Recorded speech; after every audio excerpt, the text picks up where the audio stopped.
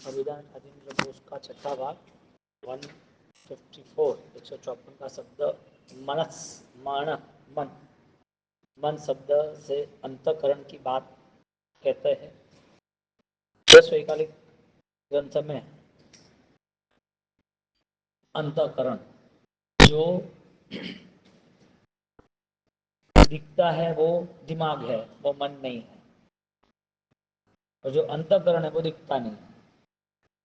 यानी कि अंतकरण को समझने वाला खुद ही है, कोई और नहीं है।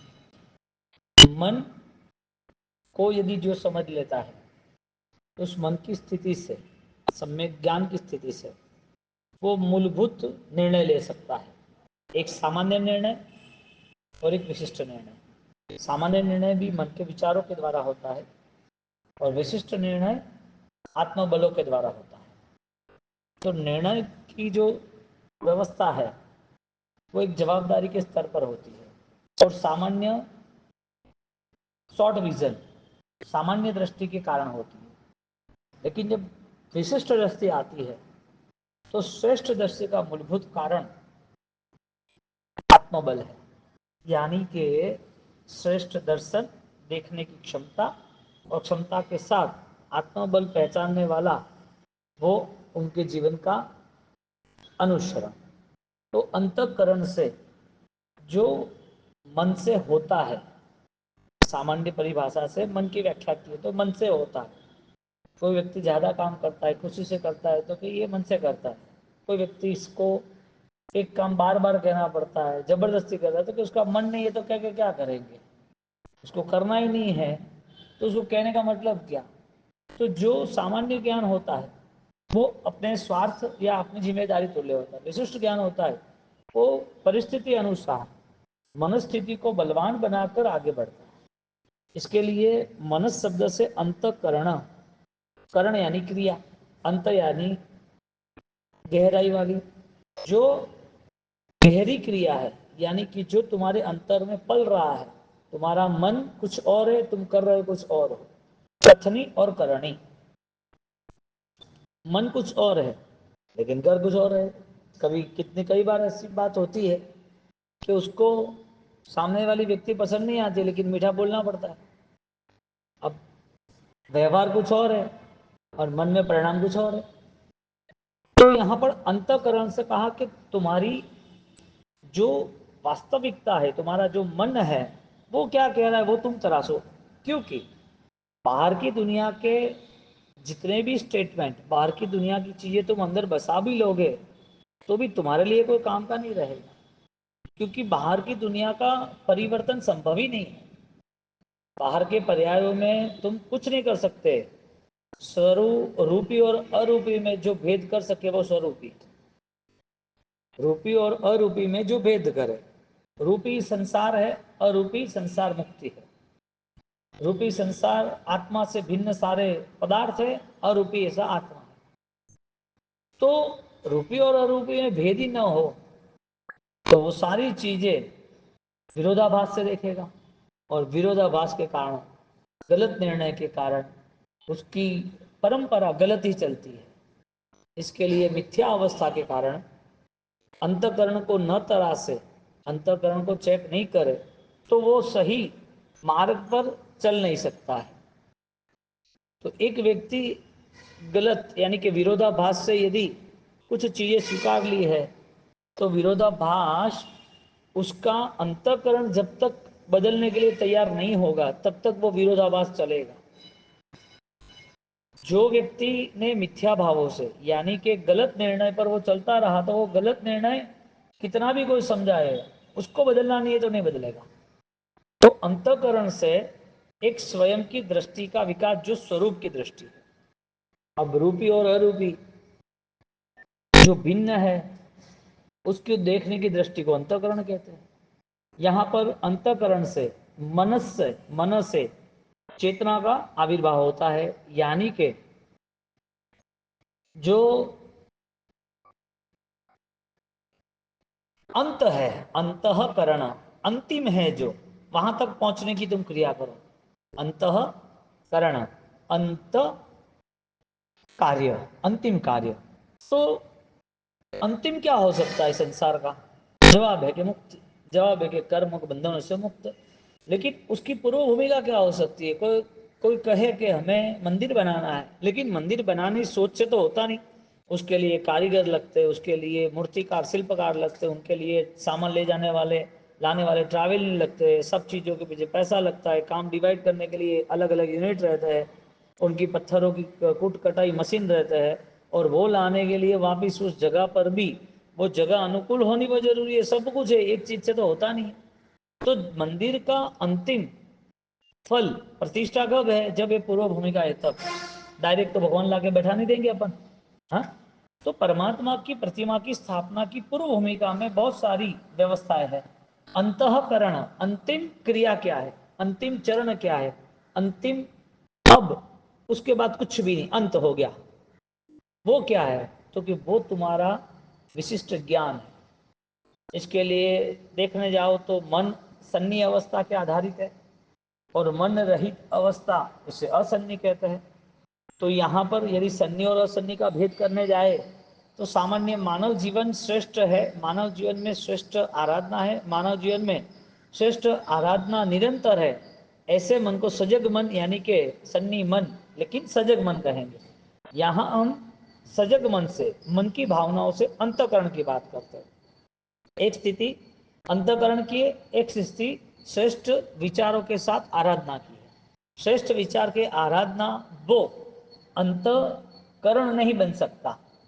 अंतकरण बनता है जो तुम्हें अंत तक ले जाए, संसार का अंत जहां है वहां तुम्हें ले जाए, वो तुम्हारा अंतकरण, वो तुम्हारी चेतना। अब संकल्प व्यापारवती ठाण सूत्र में जो निरंतर संकल्प और विकल्प में रहता है वो मन। अब संकल्प उठाए कहां से?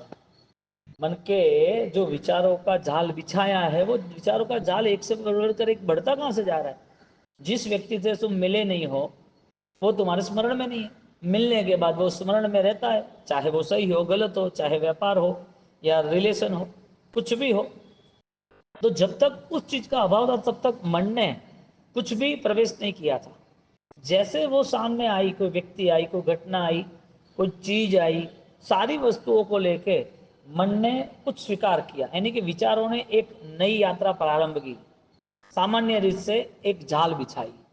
और वो जाल बिछाने के कारण उसको वो चीज भी पता चली, वो भी चीज भी पता चली। छोटा बच्चा जन्म हुआ तो उसे 2 साल तक उसकी एक्टिविटीज थी, उसकी मेमोरी शॉर्ट थी, यानी कि सामान्य मन था।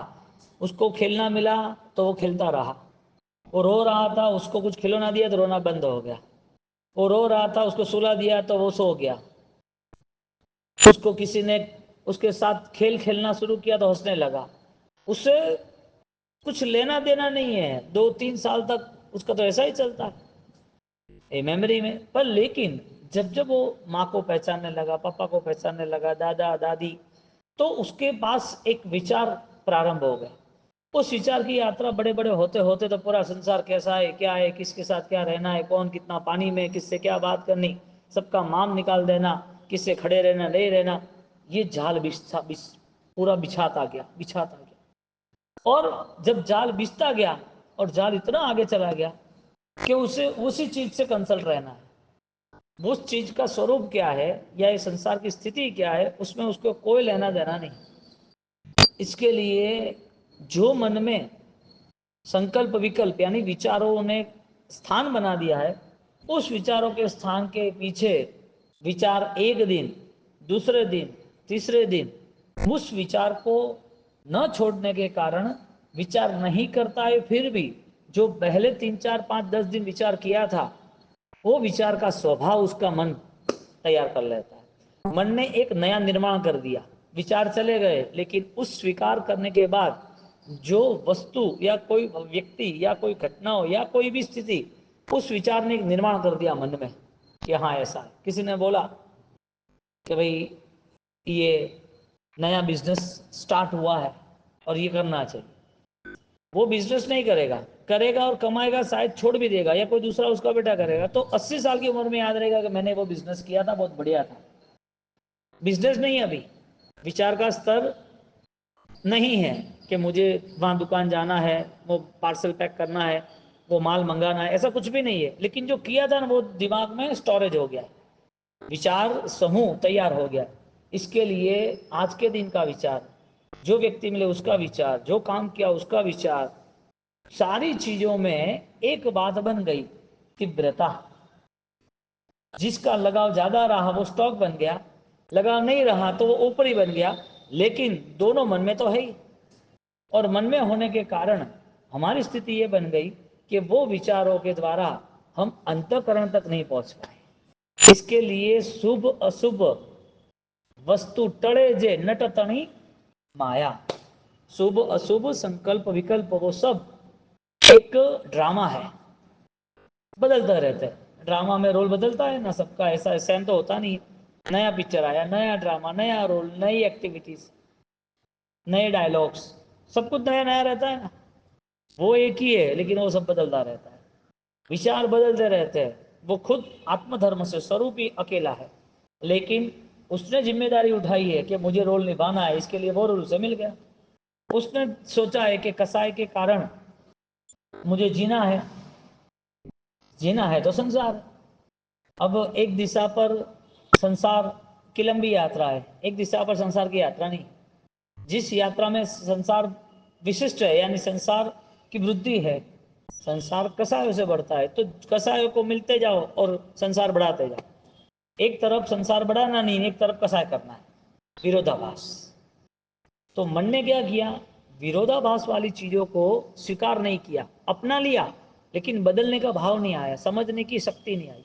तो मन के परिणाम यानी कि विचार जो है वो संकल्प विकल्प से, यहां शब्द लिखा है संकल्प व्यापारवती ही, स्थानांक सूत्र के तीसरे अध्ययन में।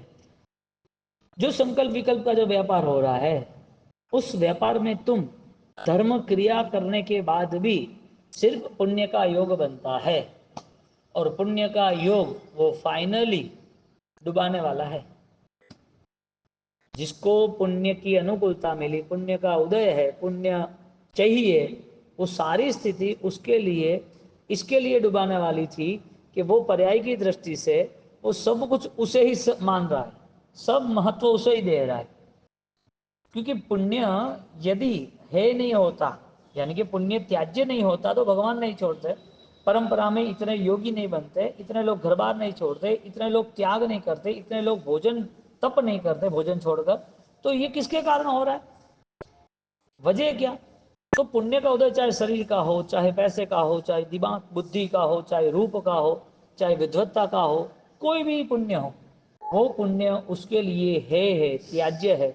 और वो न समझने के कारण धर्म बुद्धि में शुभ अशुभ कर कर, धर्म करना है शुभ के कारण, धर्म करना है पचखंड करना है, अशुभ नहीं करना है। इसके लिए शुभ अशुभ वो दोनों पुण्य कर्म है, पाप कर्म है। शुभ अशुभ से उसे अंतकरण तक पहुंचना नहीं मिलता है। इसके लिए जो भी अनुष्ठान हो रहे हैं, जैसे भी हो रहे, जितने भी हो रहे, वो सारे अनुष्ठान के पीछे आप अपना अभिगम तय करो कि किसके लिए मैं अनुष्ठान कर रहा हूँ। संसार का रास्ता है, संसार बुद्धि होने वाली है, और उसमें सिर्फ और सिर्फ जो कुछ नहीं हुआ है या तो कुछ न हो ऐसा मन बना के बैठे, चाहे संकलेश ग्रसित मन हो, चाहे संकल्प ग्रसित मन हो। संकलेश रहेगा तो बार बार उसे याद आएगा ये काम करना, ये रह गया, ये कैसे होगा। और दूसरा ये मन है, मैंने तो संकल्प किया, मुझे तो ये करना ही है, हो ही जाएगा। संसार का सठ स्वरूप, सठ का स्वरूप धर्मास्तिका है, धर्मास्तिका है, आकाशास्तिका है, ये सारा स्वरूप अपने अपने आप में सहजता से स्थिर है। संसार के स्वरूप को, छठ काय को तुम्हारे हिसाब से कोई बदल नहीं सकता। ये अनादि काल का ये चक्र है, वो अजीव तत्व का जीव तत्व का चल ही रहा है। स्वरूप अपने अपनी स्थिति में निश्चित कार्य कर रहा है। जो संसार की व्यवस्था है उस व्यवस्था में तुम कुछ नहीं बदलाव ला सकते। तुम्हारा बदलाव एक ही है, मुझे शुभ अशुभ से बाहर निकलना है। शुभ प्रक्रिया हुई तो आनंद आया, अशुभ प्रक्रिया हुई तो कि मुझसे गलती होगी, मुझे प्रायश्चित करना पड़ेगा, अशुभ का प्रायश्चित करना या अनादि काल का जो मिथ्यात्व है उसका प्रायश्चित करना। आज तुमने गलती की तो पहले की गलती याद नहीं आ रही है।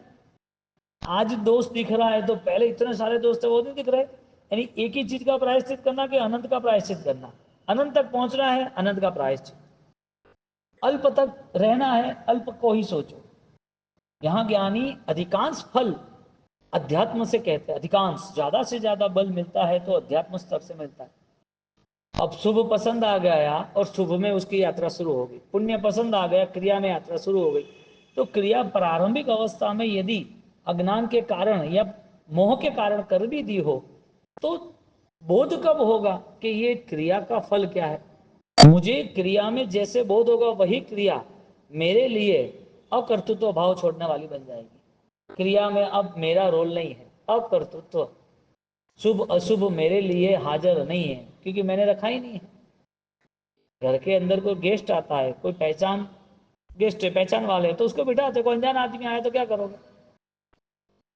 कोई अनजान उसे क्या करोगे? पूर्व का पुण्य याद है, पूर्व का पुण्य अनजान आपके लिए। पूर्व का दुख याद है, पूर्व का दुख पाप अनजान आपके लिए। वो अनजान को स्वीकारना कि अनजान को दूर करना? दूर करना चाहिए। तो घर जो है हमारा, उस घर के अंदर कोई अनजान व्यक्ति आए तो पूछोगे ना कौन है, क्या है, क्या नहीं। यदि उसकी पहचान सही है और काम से आया है, ऑफिस से किसी ने भेजा है तो बैठाएंगे, काम करेंगे। और काम नहीं है तो आत्मा को पुण्य का काम है, कर्म का काम है, कर्म पुण्य पाप। आत्मा को कर्म का काम है, कर्म वो संसार है। अंतःकरण संसार मुक्ति के लिए आगे बढ़ना चाहिए। अब जो पुण्य का उदय होता है तो राजी हो जाता है। और सबसे बड़ी प्रॉब्लम वितरागी के धर्म को, वितराग के अनुमार्ग को वो ऐसा ही समझ रहा है कि इससे सब कुछ हो जाएगा। यानी वितराग का स्वरूप ध्यान नहीं आ रहा है। जो वितरागी है उसके लिए उससे कोई लेना देना नहीं है, उसे अपने आप के लिए लेना देना है कि मेरा क्या होगा। स्वार्थ के साथ निश्चय ही बोलना कितना बड़ा पाप। जो बोला है निश्चय ही, निश्चय ही, निश्चय ही, निषेध पहली बोल दी, भाई संसार से आया हूं, संसार छोड़ के जाना है, तो उसे स्वरूप का ही ध्यान नहीं रहा, प्रभु कौन है वो ही ध्यान नहीं रहा। परिस्थिति ये बनी कि सारे संकल्प विकल्प व्यापार रुके नहीं। पूर्व का दुख याद नहीं है आज, पूर्व का सुख छोड़ के आए याद नहीं आज, पूर्व में आज से भी कठिन परिस्थितियों सहन किए फिर भी आज स्मरण नहीं है। तो आज जो कुछ कर रहे हो किसके लिए कर रहे हैं? और दुनिया का नियम है, जो लोगों ने जितना भी इकट्ठा किया है वो कभी उस चीजों का भुगतान यानी कि भोग नहीं कर सकता, उससे जुड़ नहीं सकता, वो उसका बन नहीं सकता जितना भी इकट्ठा किया। अंत समय में उसके पास करोड़ों रुपए हो गए, लेकिन तुम्हारा क्या है? सब लोग परिवार वाले सामने बैठे हैं लेकिन तुम अंतिम सांस गिन रहे हो। और वही परिवार वाले 4-6 घंटे के अंदर सब काम तमाम कर देते। और पूरी कुदरत के अंदर जो शरीर था उसकी राख बन गई और हवा में भी उड़ गई। और जब तुम 6 बजे शाम को या 4 बजे आपकी शरीर को जब जलाया तो वो जलाने के बाद पीछे और 5-7 लोग खड़े थे। शाम को, रात को नहीं जलाना चाहिए तो भी रात को 8 बजे तक दूसरे 10 लोग जल गए। तुम्हारी जो राख थी ना वो भी पता नहीं है कौन सी है, तुम्हारी हड्डियां थी वो भी पता नहीं कौन सी। तुम तो छोड़ दो शरीर के और नाम से तो, लेकिन परिवार वाला कोई आए एकदम लेट आया हो कर रे रे क्या हुआ दादाजी, दादाजी बहुत मैं जा रहा हूँ वहाँ, कहाँ पर है, कहाँ पर है। अब वो 8 बजे वहाँ स्मशान जाए और वो आपकी हड्डी को खोजे तो मिले, राख को खोजे तो मिले, अरे उसके ऊपर और 10 मर गए और तुम्हारे पहले और 10 लोगों को जला कर रखा था, 20 लोगों को जला कर रखा था। ये संसार है। बोलो शुभ अशुभ में सारा संसार ब्लॉक हो चुका है। मुझे ये पाना है, ये मेरा रहेगा, ये होगा तो अच्छा होगा, और ये सारी चीज़ों से सबको अच्छा। दुनिया के लिए जीते रहे और दुनिया ने जीने दिया नहीं। इससे अच्छा सबके साथ परमात्मा ने कहा रहना करना, फर्ज निभाना अलिप्तता के साथ।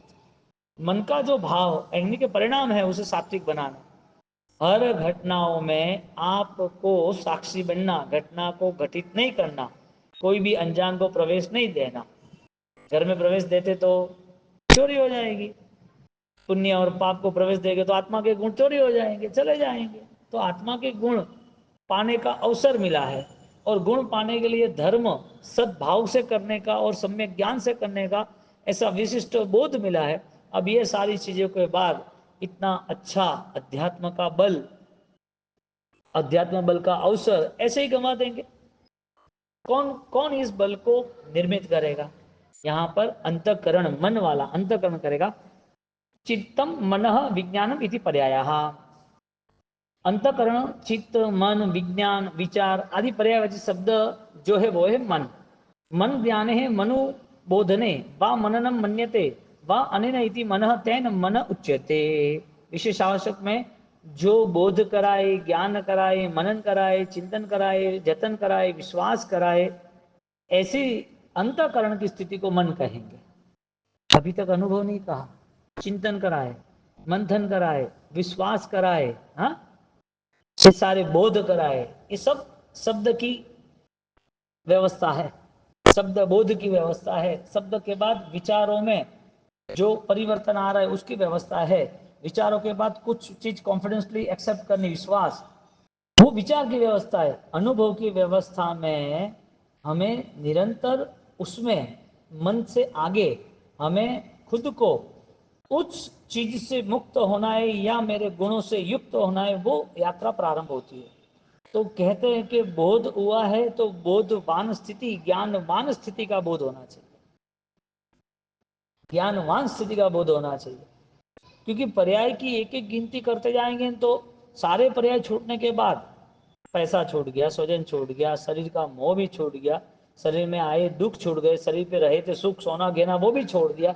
सब कुछ छोड़ने के बाद मन को तराशना, सेल्फ ऑब्जर्वेशन, मन का निरीक्षण करना, वो जरूरी था छोड़ना। इसके लिए 20 साल तक आराधना साधना अच्छी हो जाए फिर भी कसाय त्याग न हो तो, मन में किसी व्यक्ति के प्रति द्वेष भाव हो तो ये विचारों का ही खेल है ना। तुम्हें वो व्यक्ति दिखा ना, आत्मा क्यों नहीं दिखा? और आत्मा दिखता तो वो भी आत्मा दिखता, और वो दिखता है वो आत्मा थोड़ी दिखता। जो व्यक्ति है उसकी आत्मा तुम्हारे जैसी है ऐसा सोचते तो जगत के सर्व मूएबल जो भी है चैतन्य युक्त है वो सब चेतना युक्त जीवों का स्वरूप तुम्हें पता होता। अब हर बार उसे अध्यात्म का ही बोध होता तो सारा व्यवहार अलिप्तता के साथ होता, अलिप्तता के साथ सारा व्यवहार। जो रसोईया है ना महाराज, उसको 12 महीने में 300 दिन ऑर्डर है, 300 दिन फंक्शन के सारे, और 300 दिन वो खाना पकाए, मिठाई फ्रूट फरसाण। उसको पूछोगे तू क्या खाता है तो दाल रोटी। अरे इतना तो मिठाई बनाता है, फंक्शन बनाता है, फ्रूट जूस बनाता, अरे कि नहीं वो काम का नहीं हमारे, एक दिन बरोबर है, बार बार तो हम नहीं कर सकते। उसको पता है कि इस खाने के बाद मुझे बीमार होना है, उसको पता है ये सारी चीजें 10 दिन के बाद मुझे काम में नहीं जाने देगा, मुझे नहीं लेना है। तो उसका टारगेट क्या है कि कितनी भी चीजें मेरे आंखों के सामने हो लेकिन मेरे काम का नहीं। बस कर्तृत्व भाव अलिप्तता में ले जाता है। जो साधक है अपने बोध को बलवान बनाता है, वो सारी चीजों को देखने वाला बनता है, और उस देखने के बाद उस चीजों को स्वरूप को समझने के बाद उससे मुक्ति का रास्ता उसे मिल जाता है। अब जो एक मिठाई वाला है उसे भी पूछो तो उसे पता ही है, अनंत संसार जिसने परिभ्रमण किया वो देह के साथ रहा हुआ एक देह को स्वीकार करेगा बार बार। जाई जरा मरण शोक पनासनस जन्म जरा मृत्यु निवारणाय। बोलो, मृत्यु के नाम पर धर्म है, मृत्यु के नाम पर तत्वज्ञान है, मृत्यु के नाम पर समाधि है, कि मृत्यु के नाम पर नई जन्म मरण की यात्रा है। मौत यानी धर्म उत्सव है। जो वियोग हो रहा है ना उसमें हर बार उत्सव मनाए, अब बड़ा उत्सव मनाएंगे, अच्छा हो अफ्री हो गए शांति। एक दिन ऐसा आएगा पुद्गल रहित अवस्था में अनंत आनंद होगा। ये सारे पुद्गल आज मैं मन से छोड़ रहा हूं, इसके लिए अंतिम समय में मुझे ये शरीर रूपी पुद्गल भी छोड़ना होगा तो कोई दुख नहीं होगा। इसके लिए आज जिसने ममत्व त्याग किया है, ममत्व त्याग की भावना है, उसका संस्कार बनता जा रहा है, और वो त्याग पर्याय का बना, पर्याय के राग का बना। इसके लिए हर पल उसकी जागृति पर्याय मुक्ति की है, राग मुक्ति की हर पल। बोलो, अंत समय में कठिनता होती त्याग करने के लिए कि कभी भी छोड़ सकता है? कभी भी छोड़ सकता है, कोई प्रॉब्लम नहीं, क्योंकि मूल्यवान अवस्था को गंवाना नहीं है। और जिसने अवस्था का मूल्य नहीं किया उसे क्या लेना देना, उसे क्या लेना देना मूल्यवान अवस्था का। आप किसी और व्यक्ति ने आपकी गाड़ी चलाई तो उसको वो जैसे वैसे चला देगा, और थोड़ा भी प्रॉब्लम होगा तो देके चला जाएगा, 2 दिन के बाद पता चलेगा ऐसा ऐसा हुआ है। तो उसने पराई लोगों की, दूसरे की गाड़ी चलाई तो ध्यान नहीं दिया, खुद की गाड़ी हो तो ध्यान देते। ज्ञानी कहते हैं कि तुम दूसरे पर्याय को अपना मान लोगे तो कैसे चलेगा। तुम्हारा शरीर किसके कंट्रोल में है, तुम्हारा मन विचार किसके द्वारा हो रहे हैं, तुम्हारा आयुष्य किसके कंट्रोल में है, और उनका कंट्रोल हर बार होगा तो धर्म से क्या मिलेगा, ये सोचेगा कौन। यहां पर मनन अवस्था को लेके बोध की अवस्था, द्रव्य मन तद योग्य पुद्गलमयम द्रव्यत्वम द्रष्टव्यम। हाँ, विशेष में जो मनोवर्गणा के पुद्गल से बना है वो द्रव्य मन, कर्म से ही ये सब कुछ निर्मित हुआ है। यत्तु तत्जन्यम मननम चिंतनम तद भाव मन अभिधीयते। जो द्रव्य मन कार्बन वर्गणा से बना है, वो कार्बन वर्गणा का मन के बाद जो परिणाम को यदि प्रकट करता है तो उसे भाव मन कहते हैं। यानी कि मन रूपी जो कार्बन वर्गणा थी, मन रूपी जो पुद्गले थे, मन की जो अवस्थाएं थी, वो उसका अभाव हो गया, लेकिन उस मन को भाव मन में स्थापित किया। द्रव्य मन नहीं है, कार्बन वर्गणा समाप्त हुई, लेकिन जो चिंतन बना, जो अनुभव बना, उसे भाव मन कहा। तो भाव मन में भी एक अपेक्षा है, यानी भाव मन में भी एक कैटेगरी बनती है कि भाव मन सन्नी एक इंद्रिय को भी होता है, असन्नी एक इंद्रिय, सॉरी असन्नी है, मन नहीं है लेकिन एक इंद्रिय अवस्था में। तो भाव मन यानी कि भाव प्राण, भाव मन भाव प्राण है। वही चीज देखने जाओ तो जो अध्यात्म के स्तर पर भाव में रहता है तो उसका द्रव्य मन का अभाव है, लेकिन भाव मन तो हाजिर है। इसके लिए असमूर्छिम एक इंद्रिय को द्रव्य शक्ति कोई नहीं होती, यानी कि क्रिया की कर्म के द्वारा कोई शक्ति मिलती नहीं है। कर्म यहाँ पर अनंत है, फिर भी आज की वर्तमान की अवस्था में उसके पास एक इंद्रिय बे इंद्रिय मन कुछ भी नहीं है। वो सारी शक्तियां पर्याय की क्षीण है। यहाँ पर जिसको सारी शक्तियां मिली है वो पर्याय की शक्ति क्षीण कर देता है। पर्याय की शक्ति न मिलना वो अलग बात है, और पर्याय की शक्तियों को क्षीण करना वो अलग बात है।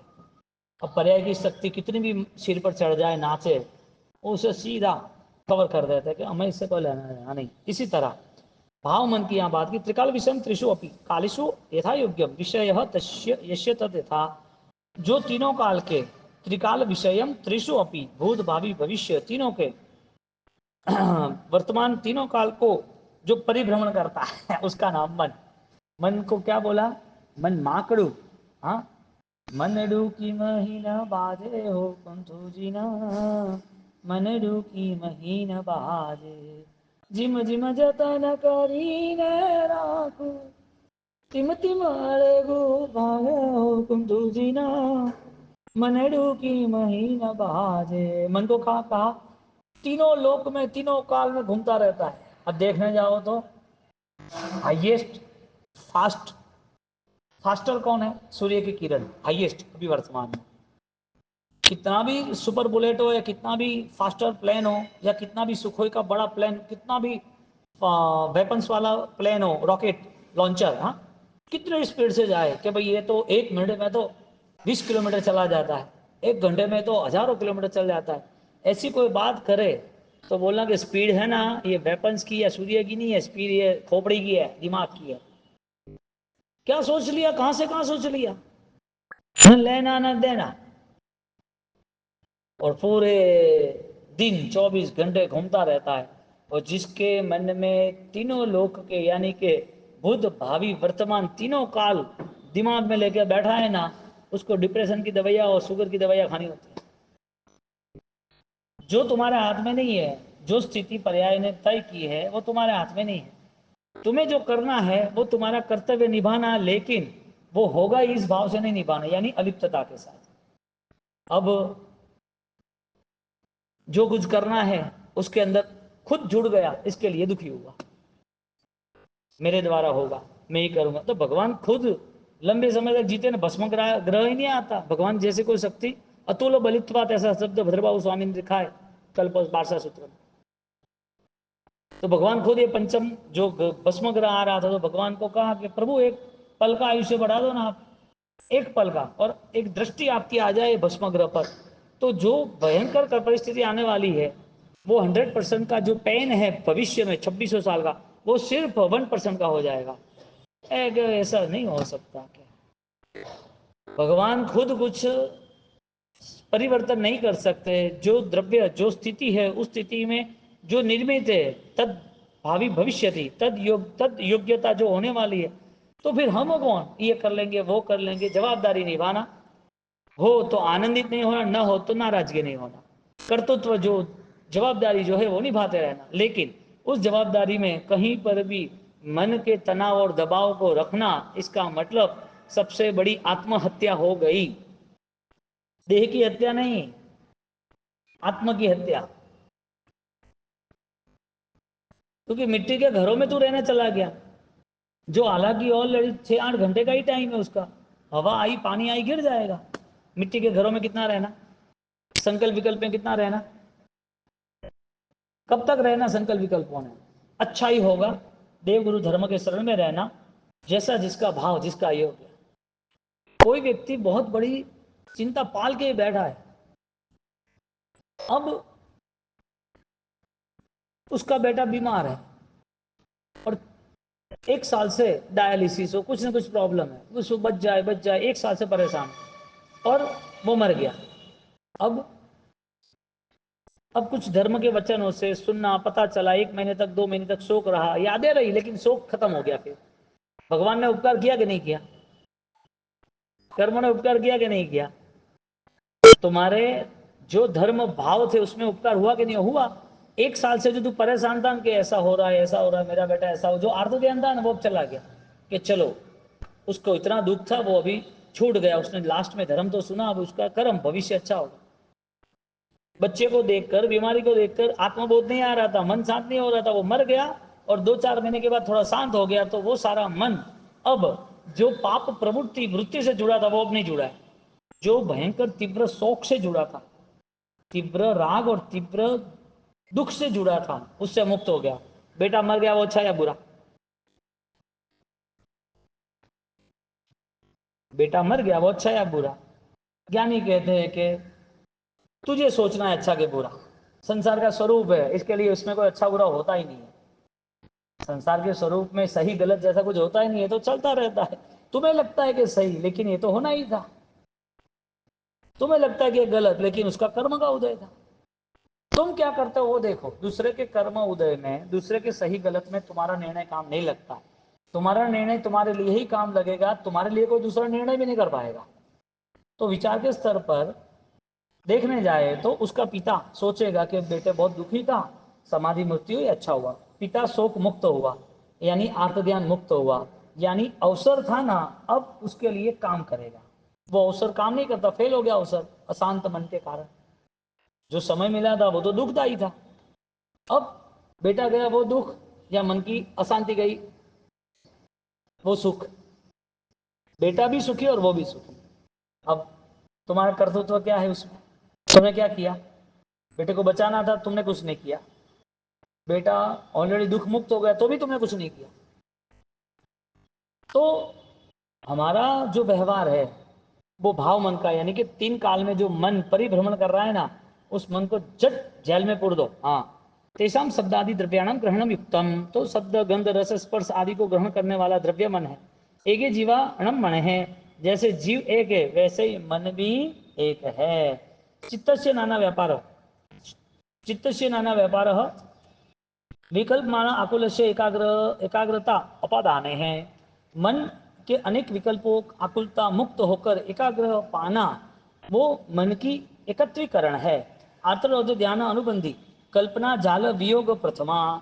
यदि मन को यदि बलवान बनाना है तो भगवान पहले कह रहे हैं कि मन गुप्ति को बलवान बनाओ, गुप्त शक्ति है उसको उजागर करो। यानी मन की गुप्त शक्ति क्या है?